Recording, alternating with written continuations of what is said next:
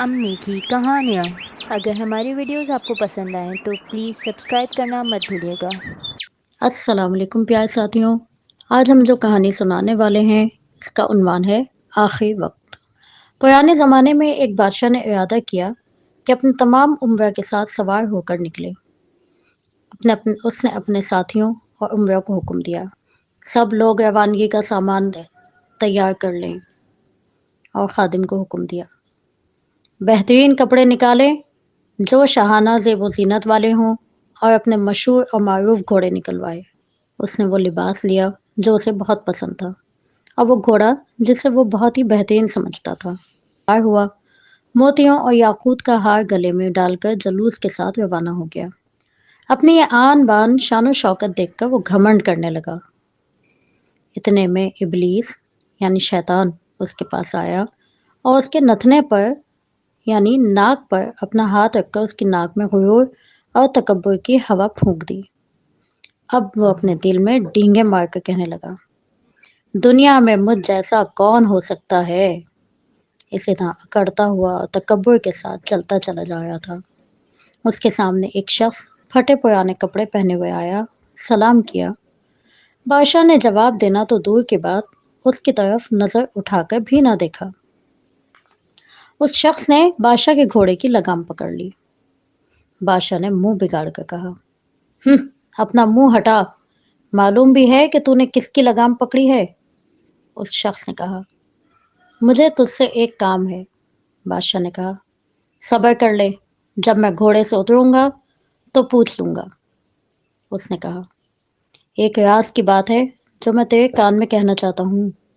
بادشاہ نے اپنا کان اس کی طرف جھکا لیا۔ اس شخص نے کہا، میں ملک الموت ہوں، یعنی موت کا فرشتہ، اور تیری روح نکالنے آیا ہوں۔ بادشاہ نے کہا، بس اتنا ٹھہر جا کہ گھر جا کر اپنے بال بچوں اور امراء و وزراء سے مل لوں۔ اس نے جواب دیا، تو واپس نہیں جا سکتا اور نہ ان کو دیکھ سکتا ہے، کیونکہ تیری زندگی کے لمحے اب ختم ہو چکے ہیں۔ یہ کہہ کر ملک الموت نے گھوڑے کے اوپر ہی اس کی جان قبض کر لی اور وہ مردہ ہو کر گر پڑا۔ ملک الموت وہاں سے چل کر ایک نیک مرد کے پاس پہنچا جس سے اللہ تعالیٰ بہت خوش تھے۔ ملک الموت نے انہیں سلام کیا۔ نیک مرد نے سلام کا جواب دیا۔ ملک الموت نے کہا، اے نیک آدمی، میں تیرے پاس ایک کام سے آیا ہوں اور ایک راز کی بات بتانا ہے۔ نیک آدمی نے کہا، جی بالکل، آپ میرے کان میں کہہ دیجیے۔ اس نے کہا، میں ملک الموت ہوں۔ نیک آدمی نے کہا، خوش آمدید، اللہ تعالیٰ کا شکر ہے کہ تو آیا۔ میں تیرے آنے کا بہت مشتاق تھا، لیکن تو نے ہی بڑی دیر لگائی۔ ملک الموت نے کہا، اگر تجھے کوئی کام ہے تو اسے پورا کر لے۔ اس نے جواب دیا، اللہ تعالیٰ کے دیدار سے زیادہ اور کوئی کام کیا ہو سکتا ہے؟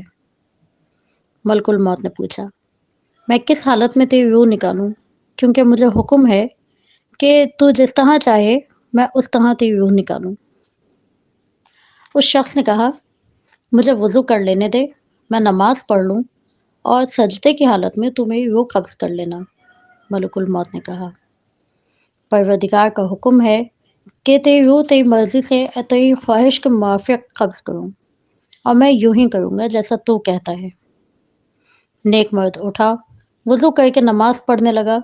جو ہی سجدے میں گیا، ملک الموت نے اس کی روح قبض کر لی۔ پیارے ساتھیوں، اللہ تعالیٰ نے تمام انسانوں کو اپنی عبادت کے لیے پیدا کیا ہے۔ اب جو انسان اللہ تعالیٰ کی عبادت کرے گا، اللہ تعالیٰ کو راضی کر لے گا، تو اللہ تعالیٰ اسے دنیا میں بھی کامیاب کریں گے اور دوسرے گھر یعنی آخرت میں بھی ہمیشہ کامیابی اس کے قدم چومے گی۔